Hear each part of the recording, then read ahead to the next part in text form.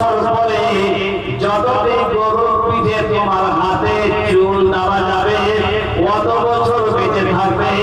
তারপরে আবার আমি আসবো, আসার পরে আপনার জান কবজ করে নেব, মৃত্যু থেকে রেহাই পাবে না।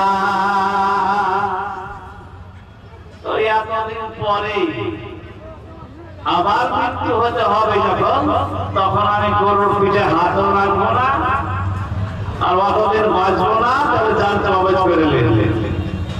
আজরাইল বলছে খামাখা আমাকে চড় মারলেন, আল্লাহ পাক এতগুলা কথা বললেন, গরুর পিঠে হাত দিতে বললেন, সেগুলো নাকচ করে দিলেন। যাই হোক, আজরাইল মুসা আলাইহিস সালামের জান কবজ করলেন। বললাম এখন এই কথা কেন, যে মুসা আলাইহিস সালাম কত রাগী মানুষ এবং বিচক্ষণ মানুষ এবং ঈমানদার মানুষ। মুসা আলাইহিস সালাম